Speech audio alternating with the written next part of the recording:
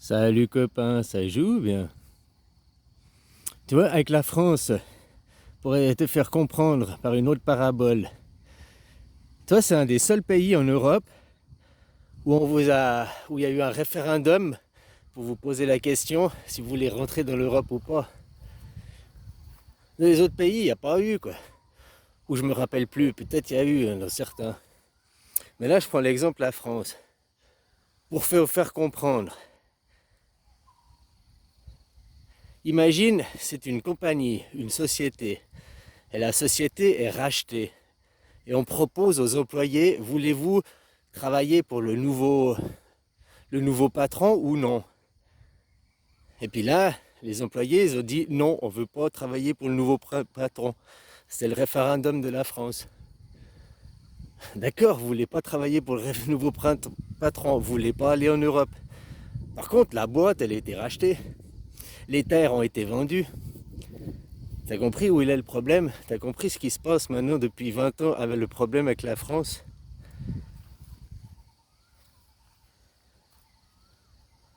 La même chose qu'il y a au Donbass. Au Donbass, après la chute du mur, il y a eu le Donbass, la guerre, ça n'a pas commencé en 2021, ça a commencé en 91. La chute du mur, non, à la chute de l'URSS, quoi. Quand l'URSS est tombée, qu'il y a la division avec l'Ukraine, excuse-moi.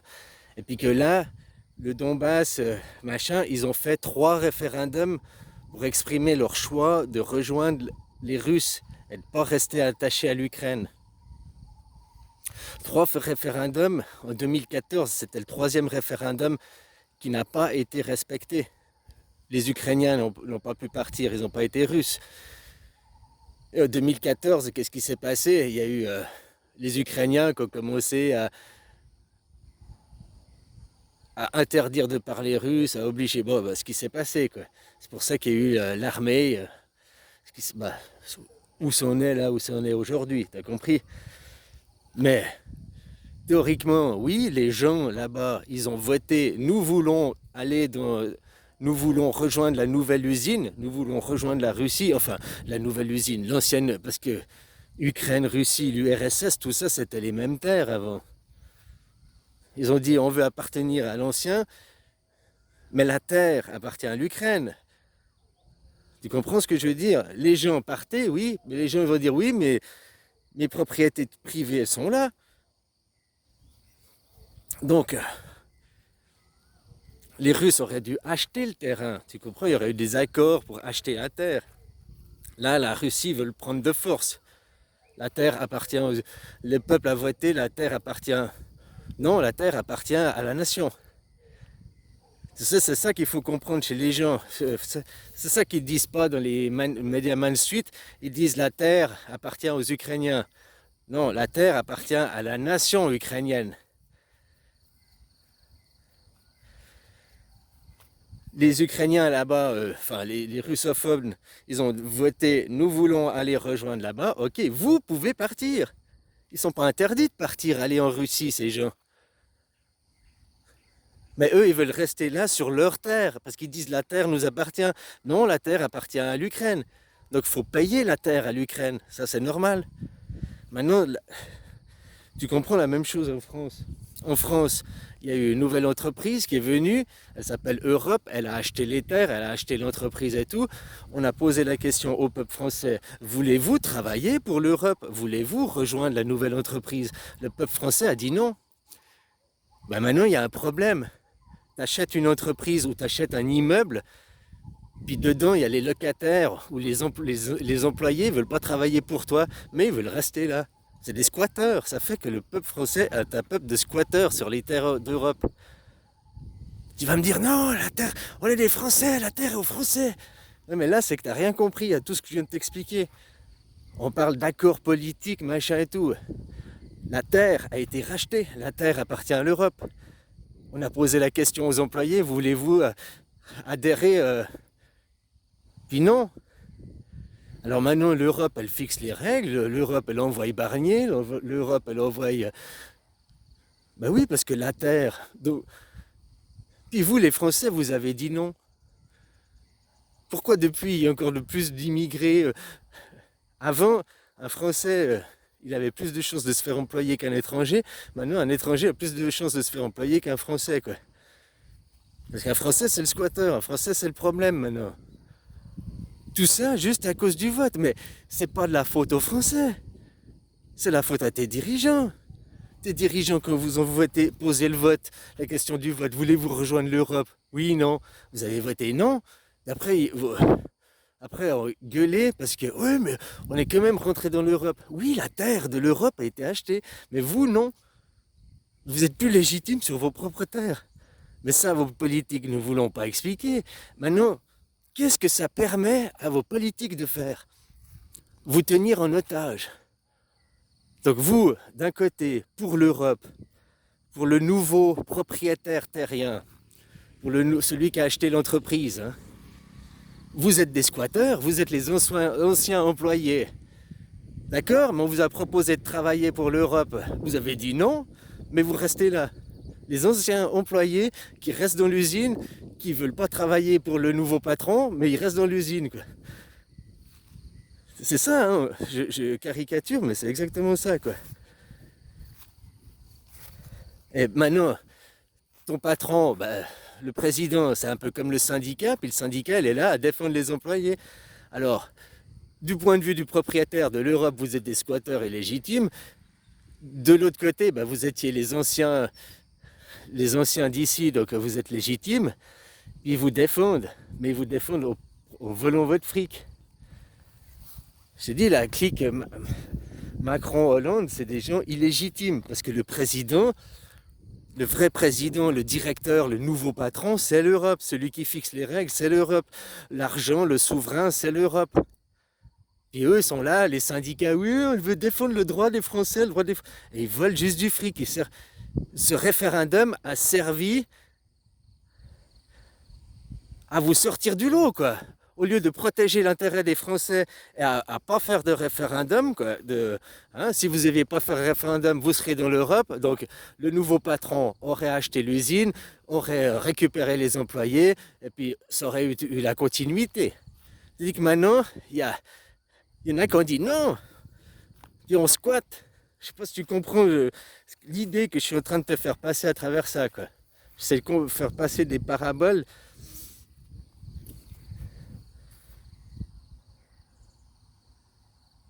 La France a été vendue, un nouveau propriétaire, l'euro est arrivé.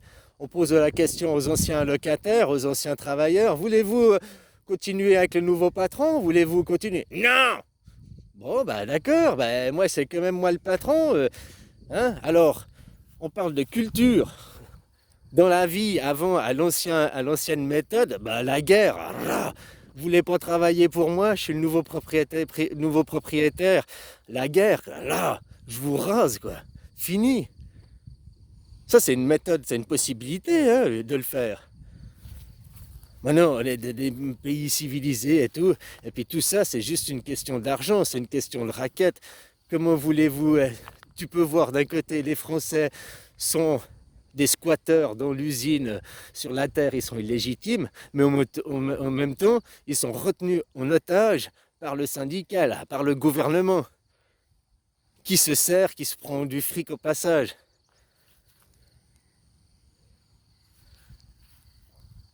Je dis, arrêtez de sortir de l'Europe, ouais, mais c'est démocratie directe, quoi. L'Europe, tout le monde dit, oh, l'Europe c'est le problème. Mais l'Europe c'est pas le problème, justement, c'est votre sauveur. Si vous étiez vraiment... Maintenant, tu comprends la complexité, le problème.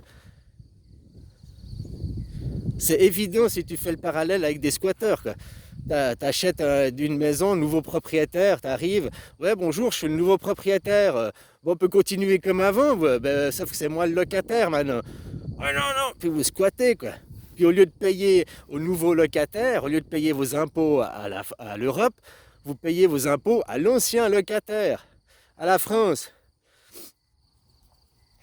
Ils se sont légitimes en disant, ah oh, j'ai vendu la maison, mais j'ai pas vendu les meubles, et puis les meubles ils sont là, quoi. Enfin, hein? Après c'est juste des termes juridiques, des termes de... Le propriétaire terrien a les droits, sur la terre, mais il n'a pas les droits sur les gens.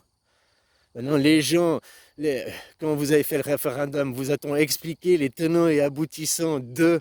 Non, ils ont expliqué que on rachetait, vous allez aller dans l'Europe, c'était vendu déjà. Maintenant, la question du référendum, voulez-vous rejoindre l'Europe ou pas, c'était voulez-vous travailler pour le nouveau patron ou pas? Voulez-vous? Puis voilà, mais maintenant ça fout la merde, juste parce que vous avez dit non. Ça permet à Macron, ça permet depuis 3 présidents là, différents, depuis 20 ans, qu'il y a une clique qui se dit président à la place et qui est légitime pour défendre les intérêts, non pas de la nation. Tu as bien vu que Macron ne défend pas la nation, puisqu'ils vend EDF, ils vend la nation. Par contre, ils protègent les Français, les vieux Français, pas les Européens, l'ancien style français. Il y a la hiérarchisation, puisque les anciens, l'ancienne culture française d'il y a 20 ans a dit non.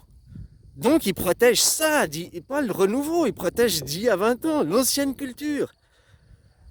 Qui, c'est le paradoxe, sur le temps, c'est impossible. C'est impossible. De toute façon, maintenant, la France, ça appartient à qui? Ça appartient à celui qui a la dette, ça appartient aux banques. Voilà, hein. C'est qui aujourd'hui le problème? C'est les banques. N'importe qui, c'est les banques. Ouais, la corruption dans la médecine. Oui, mais c'est qui? Ça profite à qui la corruption dans la médecine? Aux banques. Aux banques. Que les intérêts des banques derrière. Oui, c'est Pfizer qui se fait des milliards. Mais les milliards, ils sont où? Sur des comptes en banque. Et la banque boursicote après. La banque, la banque, la banque. Et la banque, c'est des groupes privés, c'est pas des nations. Et la banque, avec des groupes comme BlackRock et tout, sont en train de créer des nations plus puissantes que les nations, quoi. Et c'est des groupes privés. La nation, c'est public. La nation, on peut aller voir les comptes, on peut voir, avoir un contrôle dessus, on peut voter les lois et tout. Le système des riches, là, les banques, que c'est que tu votes, tu choisis rien, c'est le monde du privé. Il dit, bah ça c'est le monde du privé, hein, sauf qu'il prend le contrôle. Ces gens sont intelligents pour niquer. Macron, il est légitime, il ne défend pas la nation française, non, parce que la nation française, c'est une autre entreprise, c'est l'Europe. Mais par contre, il défend les Français. L'ancienne culture, quoi. Parce que l'ancienne culture a dit non, on ne veut pas rejoindre le nouveau patron. Et il y a un problème. À l'ancienne méthode, c'est les guerres. L'ancienne méthode, écoute, moi je fais une nouvelle culture. Tu veux pas t'adapter à une nouvelle culture, ben je laboure le champ, quoi. C'est aussi clair que ça, quoi. Sauf maintenant, comme j'ai dit, on est civilisé, on ne fait plus les guerres. C'est tout des questions d'argent, d'argent, d'argent. En Ukraine, il achète la terre, il discute négociations. De toute façon, ça finira par des négociations autour de l'argent pour la terre. Donc voilà, hein. En Palestine, c'est la même chose. Les Israéliens ils vont devoir payer les dédommagements aux Palestiniens, hein. Ah, mais même s'ils ont gagné la guerre, ils vont payer les dédommagements. Ouais, ils vont perdre de toute façon. Parce que maintenant, à force de dire oui, l'Holocauste, la Shoah, nous sommes les victimes, eh ben, on a vu qu'ils sont pires ils sont pas mieux en tout cas. Qu'est-ce que tonton il a fait, hein? Maintenant, on peut même se poser la question. Pendant qu'il se passait les pseudo-guerres en Europe, eux, ils ont profité d'aller faire la guerre et prendre le pays de force là-bas, hein. Après, quand on a vu le poteau rose, c'était trop tard. Il y a eu les accords signés.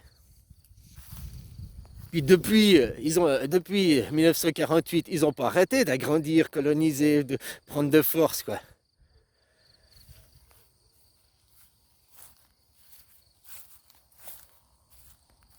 Les 3 religions monothéistes, t'as vu?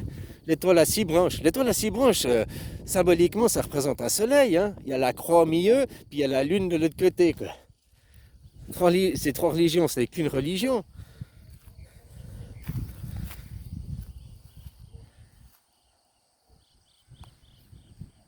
Bref, les nouvelles religions, de toute façon, aujourd'hui, maintenant, c'est la Constitution. Voilà. Et ta Constitution française, elle est caduque, Puisque le nouveau propriétaire terrien, c'est qui? Le nouveau propriétaire terrien, c'est qui? C'est l'Europe, donc c'est la Constitution européenne qui est valable chez toi, sur les terres. Faire le Frexit sort justement du panier de crabe où tu t'es fait enfermer en votant un non. Tu comprends l'aberration du non à l'Europe? Moi, j'ai compris ça que ces 2 derniers jours. Hein. Et puis, ah ouais, on m'a aussi dit, faut que je corrige. Je dis les catholiques, c'est la religion des homosexuels. Non, c'est faux parce que ouais, cette assimilation homosexuelle, sodomite. Non, c'est la religion des sodomites, le catholicisme. Le christianisme, c'est la religion. Catholicisme, christianisme, c'est exactement la même religion, les mêmes codes, tout. Sauf que dans les catholiques, ils pratiquent le sodomite. Il n'y a pas forcément les homosexuels sont sodomites. Hein. Il y a des hommes et femmes, des hétéros qui sont sodomites. Hein. Tu pratiques la sodomite, un sodomite. Quoi. C'est la seule différence, christianisme, catholique. Les catholiques pratiquent la sodomite, pas les christianistes.